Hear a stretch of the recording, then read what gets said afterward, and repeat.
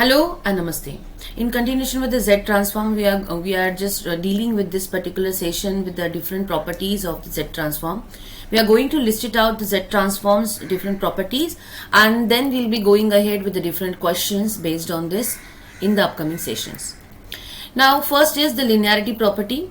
The Z transform is linear when the Z is Z transform of A into f of n plus B into G of n is equals to A into Z transform of f of n plus B into Z transform of G of n.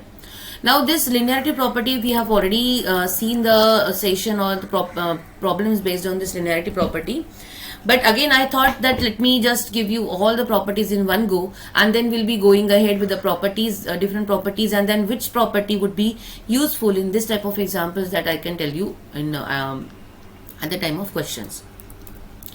Second property is time shifting.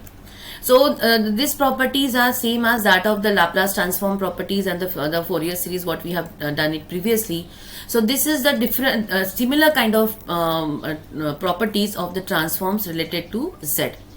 Now time shifting is Z transform of f of n minus n0 is equals to Z to the power minus n0 into Z transform of f of n, or Z transform of minus of n0 into f bar of f of z. So sometimes this Z transform of f of n is also known as f bar of z. Then the second case is if this is for the minus of n0. Now if it is Z transform of f of t plus capital T, that is it's a periodic function, then it is equals to Z transform of f bar of z minus f of 0. This is known as the shifting property of this particular Z. Now this is not a Z transform. This is just a Z of Z into f bar of Z minus f of 0. Z transform has been denoted in this particular session as capital Z. Then the frequency shifting, Z transform of a to the power n f of n is equals to f bar of Z upon a, which is known as a frequency shifting first property. Second, what will happen if it is for n, and what will happen if it is for t? So in that case, Z transform of a to the power n f of t is equals to f bar of Z by a.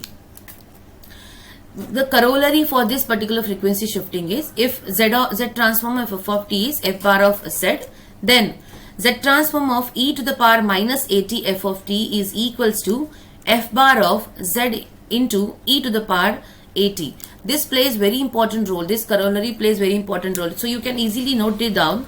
F of t plus capital T is this particular time shifting.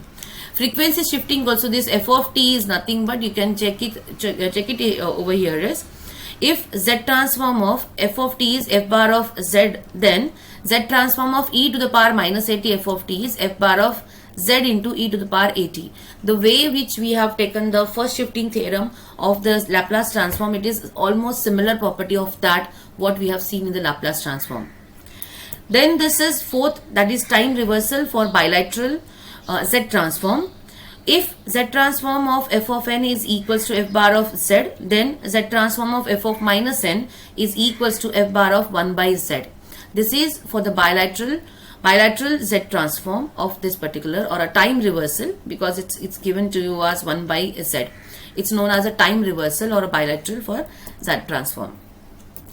The next property is the differentiation of a Z domain.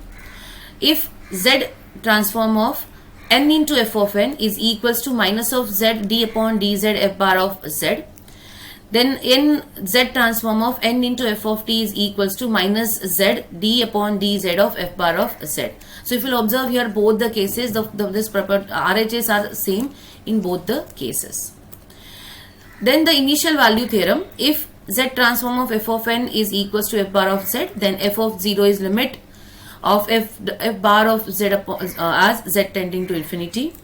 And if Z transform of f of t is f bar of z, then f of 0 is equals to limit f bar of z upon z tending to infinity. So initial value theorem plays the same role for n as well as for t.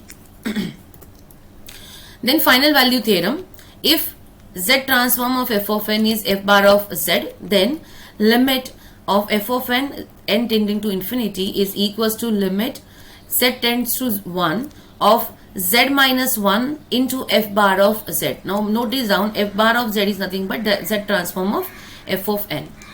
Similarly, if z transform of f of t is equals to f bar of z, then limit of f of t tending to infinity is equals to limit of z minus 1 into f bar of z as z tends to 1. So if you'll observe here, these two cases are same, almost same here. Only the difference is in this f bar of z. Purposely I have taken both the cases here in both the all the formulas. Yes, this is a very important case. If the function f of t is defined by the means of a sequence of its sampled values at 0, capital T, 2t, then the z transform of f of t is defined as. So this is nothing but, so what we have seen in the previous cases, that is f of k. So this is the function f of t is defined by the means of sequence. So this is a function, but sometimes this function is also defined as the sequence. At that time, so previous cases we have taken the notation as f of k, we have taken the z transform of the sequence. Here we have taken a generalized case, that is what will happen if the function or the sequence has been defined in the particular type of function.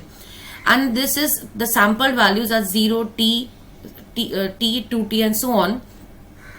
In that case, the z transform of f of t has been given to us as summation f of n into capital T z to the power minus n moving from 0 to infinity. So this is nothing but the definition of the z transform of the function. Okay, and this is all about the properties of this 7 different properties. Now convolution theorem. Let me define this convolution theorem here itself so that we can go ahead with the different kind of problems based on this. The convolution of two sequence f of n and g of n is defined as f of n star g of n.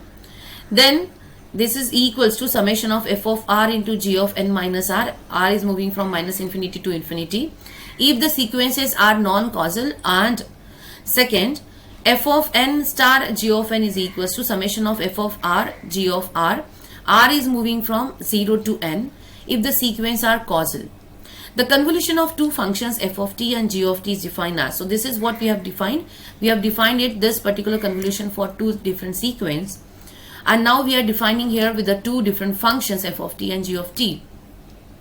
F of t star g of t is equals to summation of f of r capital T into g of n minus r capital T. R is moving from 0 to n. And t is the sampling period. T is nothing but the sampling period of the function g of t or f of t. Note this down, g of t and f of t will have the same sampling period capital T over here. Okay, the statement of the theorem. So this is the same thing what we have done it here, but this is what we have done it in the time in the way of the sequence. So if z transform of f of n is f bar of z, z transform of g of n is g bar of z, then the convolution of them would be nothing but the product of their z transform. Similarly, the product of their z transform. So the z transform of the product of the function is equals to the product of their z transforms. So this is known as the convolution for z transform in nutshell. Actually, I have given you just the statements over here. Proof I am not giving you in this particular session. In the upcoming session, please stay connected, stay tuned for the proofs. And in the upcoming session, we'll be going ahead with the different kind of questions. I'll be giving you the reference. This particular question or this particular formula would be useful in this particular question. Thank you. Happy learning.